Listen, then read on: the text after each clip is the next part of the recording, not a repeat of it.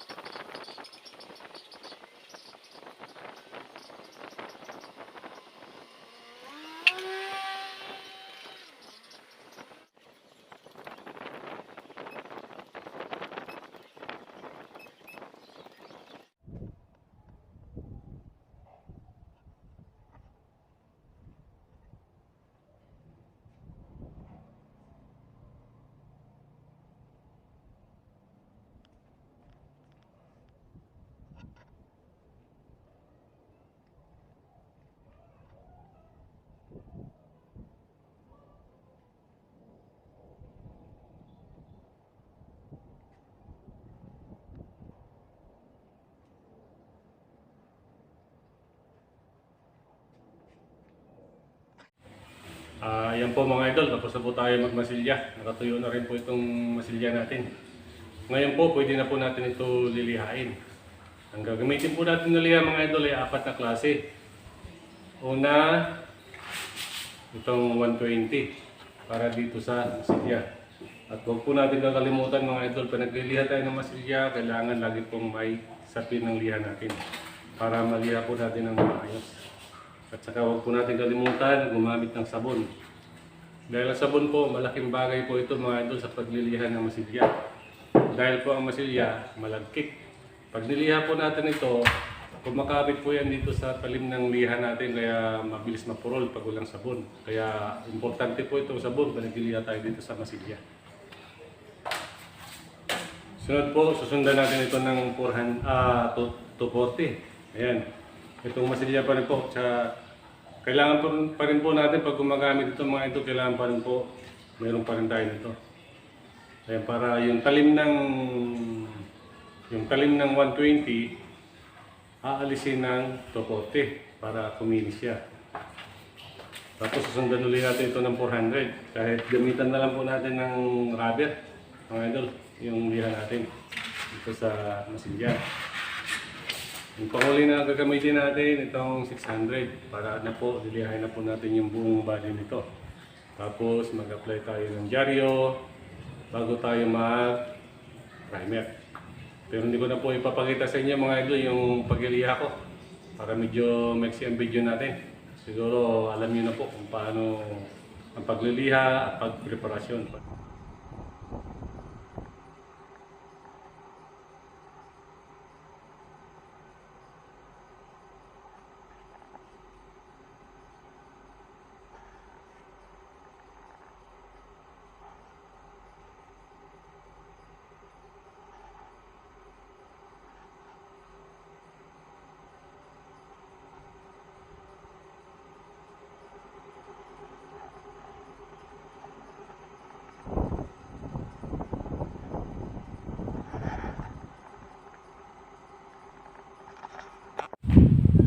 po mga idol, tapos na po tayo mag-preparasyon.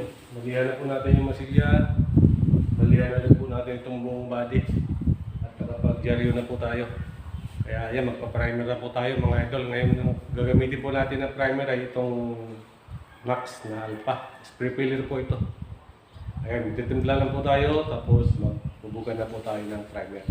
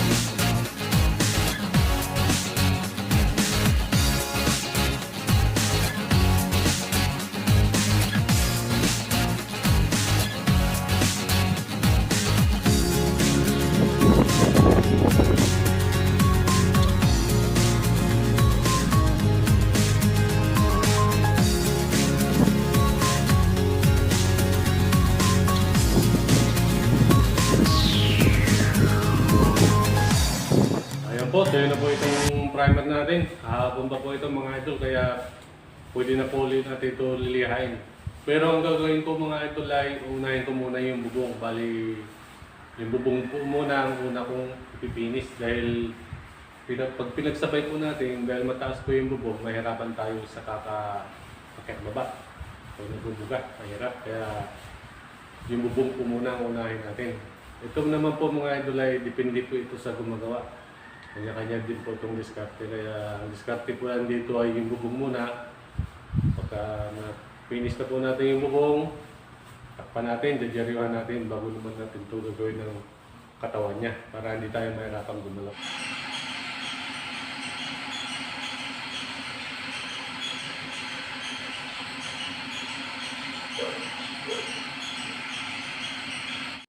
Ayan po mga idol, okay na po yung bubong natin, naka-preparasyon na po, nakita niyo po. Ngayon po, ang kulay po natin dito mga idol, ang color code po nito ay 1C0. Yan po ang color code dito. Tapos ang kulay po natin ay, ang gagamitin natin na kulay itong K9 dito. Sa isang ilamos po na ganito mga idol, kasya na po ang 2 litrong kulay. Ito. Tapos yung top coat naman natin, itong Max na ceramic.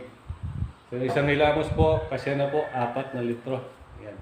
Saka 1 galon na tiner. O ang 1 galon maaari kukulangin dahil siyempre naglilinis po tayo ng spray gun, yan din po ang ginagamit natin. Kaya matitimpla lang po tayo mga idol at para makapagbuga na po tayo sa bubong.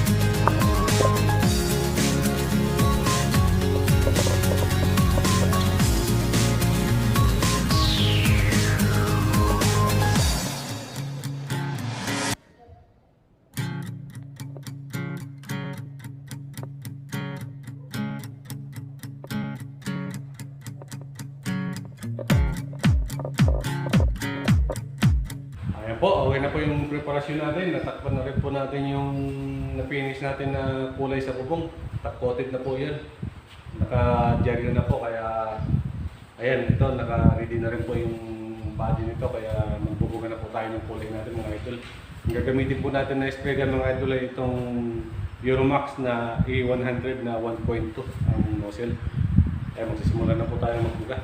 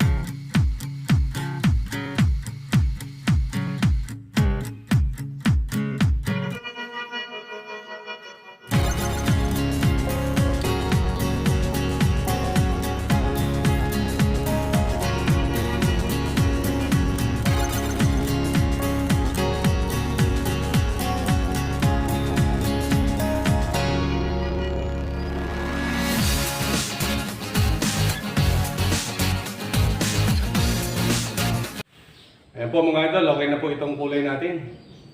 Nagpundo po tayo ng 4 na patong, tapos nagdagdag tayo ng 4 na patong sa finishing, kaya bali 8 patong po ang kulay natin. Ngayon po magpa-plus up lang po tayo mga idol ng 30 minutes dahil po medyo masilan po ang kulay nito. Dahil pa nagkaroon po ng aspeto, medyo malaking problema po, malaki ang trabaho na ulitin natin. Sayang ang oras, sayang ang materialis, sayang pagod. Kaya siguraduhin po natin na tama po yung pag-plus up natin para hindi po ito mag-aspi dahil ang gitong kulay po ay aspihin po ito mga idol. Kaya pa-plus up po tayo ng 30 minutes po ang plus up time natin dito na gagawin. Ayan po, habang nagpa-plus up po tayo mga idol ng kulay natin, magtitimpla po tayo ng top coat natin. 4 na top coat po ang gagamitin natin dito sa Fortuner na ito. Ayan, nagamit na po natin itong isa doon sa bubong, nabawasan na po ito kaya may natira po na konti lang. Itong natitirang 3 po, ang gagamitin muna natin ay itong 2 litro po muna para sa katawan. Kung sakaling kukulangin, meron pa po tayong isang reserba. Tapos yung matitira po dito para sa bumper naman at saka sa side mirror. Ayan, tapos yung kulay po nandito mga idol, 2 litro po yung ginamit natin ngayon. Ang naubos po natin ngayon ay naubos na po natin yung 1 litro. Tapos itong 1 litro, may kalahati pa po natira. Para naman wala na, kulang-kulang kalahati na lang. Ito naman ang gagamitin natin sa bumper. Ayan, ngayon po magtitimpla lang po tayo ng tapot natin. Dito na lang po tayo mga idol, malinis naman ito. Para isang timplahan lang siya.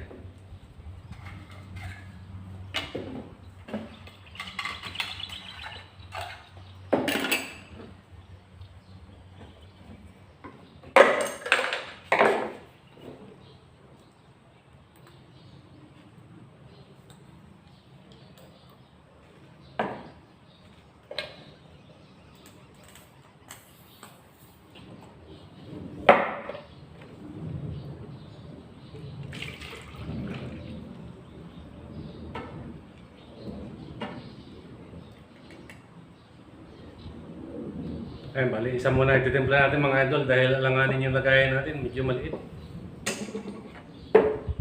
May lagyan natin ng katalis. Katalis po ito. Ayan, okay na yan. Haluan natin ng konting thinner mga idol para maganda lapat ng tapkot natin. Ayan, okay na. Haluan.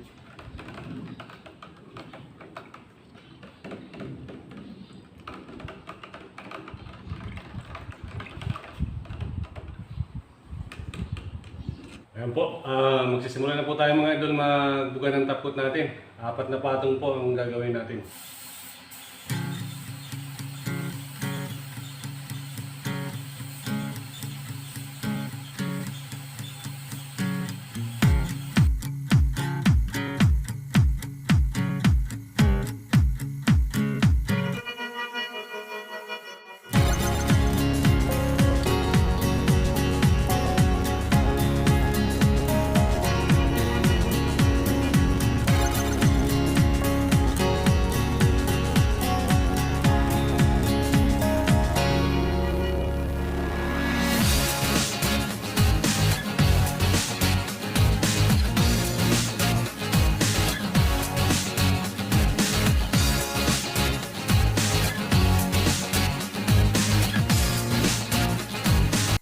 Ayan, may kumapit pala mga idol na dumi. Ayan, makikita nyo. Ngayon po, kapagkita ko po sa inyo mga idol kung paano ito tatanggalin. Huwag po natin kakamihin. Magbibilot lang po tayo ng masking tip na ganito. Tapos, ididikit natin yung sabay natin yung dila.